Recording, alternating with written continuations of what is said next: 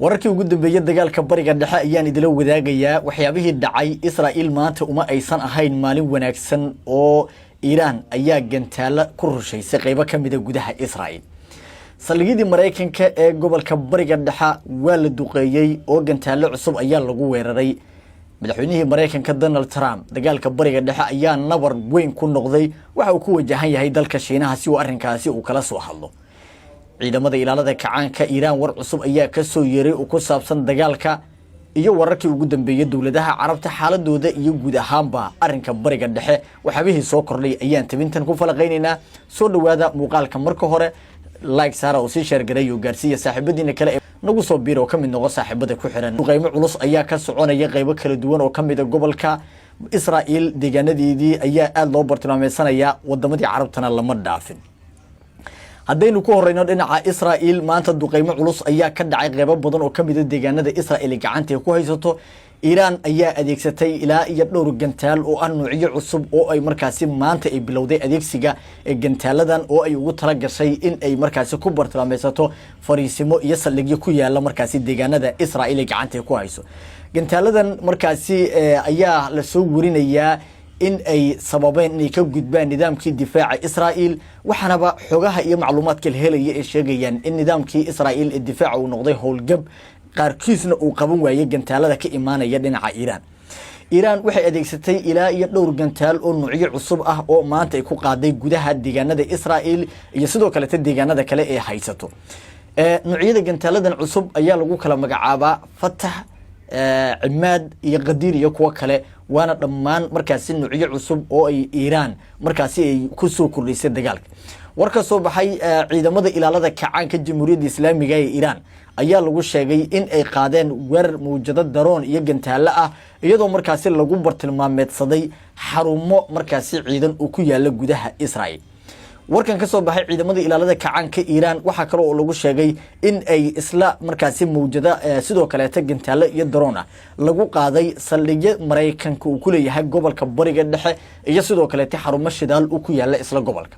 arintani waxay ka dhigan tahay in Iran ay si laba jibaareen ciidamada ilaalada kacaanka Iran weerarada ay markaasi ay ku qaadayaan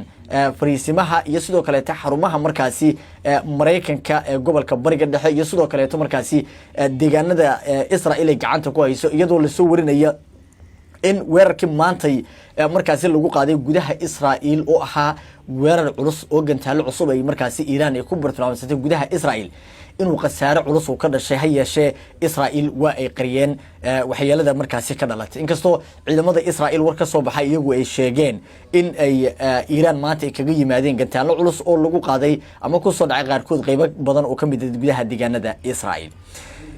dhinaca iyo hadaynu eegna markaasi bartilmaameedyada Iran ee ku saabsan dawladihii Carabtana ma aysan dhaafin qadar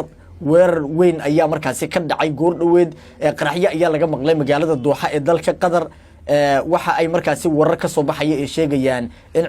nidaamka difaaca ama ciidamada difaaca dawladda Qatar ay qabteen gantaalo laga soo riday dhinaca Iran sida ay sheegeen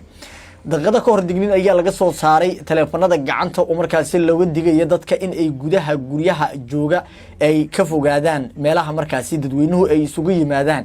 oo waxa laga baqayaa in teleefanadaasi laftirkoodu ay soo jiidayaanba gantaalada iyo droniska kaga imaanaya dhinaca Iran wasaaradda difaaca dawladda Qatar ayaa xaqiijisay weerarkan waxa ayna sheegtay in gantaalada iyo dronka qaar markaasi laga hortagay oo qaarkood ay qabteen Qatar markaynu ka nimaado Imaaraadka Carabta ayaa kamid ah goobaha aan la dhaafin maantay iyana weerar culus oo gantaalo iyo daroon ah ayaa lagu qaaday weerar diyaaradeed oo daroon ah ayaa sababay dab ka kacay dhismo ku yaala Al-Quwayn oo markaasi ka tirsan waqooyiga isu tagga Imaaraadka Carabta sida lagu sheegay wakaalada wararka rasmiga ah ee Imaaraadka Carabta dawladda hoose ee Al-Quwayn ayaa qoraal markaasi ay soo saartay waxay ku tireen dhismo ku yaala dawladda hoose ayaa lagu duqeeyay diyaaradaha aan duuliyaha lahayn taasi oo dhalisay dab balse dhaawac ma aysan sheegin waxa ayna arrinkan uu muujinaya markaasi in nidaamkii markaasi difaac ay yilay isu tag Imaaraadka Carabta laftirkiisu uu qaban lahayd diyaaradaha daroonka iyo gantaalada kaga imaanaya dhinaca Iran Lubnaan hadaynu eegnana Israa'iil ayaa weerar culus ku qaaday ciidamada Israa'iil ayaa bilaabay howlgal lugta ama dhulka ah oo ay ka fulinayaan deegaanada xuduudda ah ee la wadaagaan dhinaca Lubnaan halkaas maalmihii ugu dambeeyay Xisbullah ayaa markaasi dagaalo culus ku qaaday gudaha Israa'iil qaybo kamid ah gaar ahaan weerar culus ay ku qaadeen dhowrkii cisho ee ugu dambeeyay weerarkaas oo ugu magac dareen kacasfil ma'kuul oo ay sheegeen inuu yahay weerar markaasi ay doonayaan inay si rasmi ah ay dagaalku ugu galeen isla markaana ay sheegeen in bartilmaameedsan doonaan guud ahaan basaldhigyada iyo fariisimaha kale ee Israa'iil markaasi deegaanadeeda Israa'iil ayadoo arintaasi ka jawaabaysa ay ciidamadeedu waxay bilaabeen inay weerar markaasi ay duqeyn iyo sidoo kale ciidamada lugta ah ay ku qaadaan gudaha deegaanada Lubnaan gaar ahaan goobo ay sheegeen in ay ku sugnaayeen markaasi kooxda Xisbullah inkastoo ay Xisbullah ay markaasi sheegayso in ay goobaha ay bartilmaameedsanaysa Israa'iil yihiin goobaha ay degan yihiin dadka rayidka ah dhinaca kale hadaynu eegnana madaxweynaha Mareykanka Donald Trump ayaa ku wajahan dalka Shiinaha si uu halkaasi ama hogaanka ugu sareeyay ee Shiinaha uu kala hadlo dagaalka bariga dhexe iyo sidoo kale awoodsiinta gacanka Hormuz oo maalmihii ugu dambeeyay Trump uu doonayay in markaasi quwadaha waaweyn ee adduunka iyo dawladaha reer Yurub ay qayb ay ka qaataan sidii awood loogu furi lahaa gacankaas oo ay xirtay markaasi dawladda Iran Trump waxa uu markaasi doonaya inuu kala soo hadlo hogaanka ugu sareeya dawladda Shiinaha arintaasi dhamaadka bishan ayaa la qorsheeyay in Trump uu tago dalka Shiinaha qadiyada labada dhinac ayaa markaasi gudiyada labada dhinac ka socda ayaa arintan ka shaqeynaya safarka Trump inkastoo aysan Beijing aysan war rasmi ah ka soo saarin safarka madaxweynaha Mareykanka haddana waxa la warinayaa in labada dhinac ay ka wada hadlayaan ganacsiga xiriirka labada dal iyo sidoo kale arrimo markaasi Trump hadda muhiim u ah oo ku saabsan dagaalka ka soconaya bariga dhexe arintan waxa ay markaasi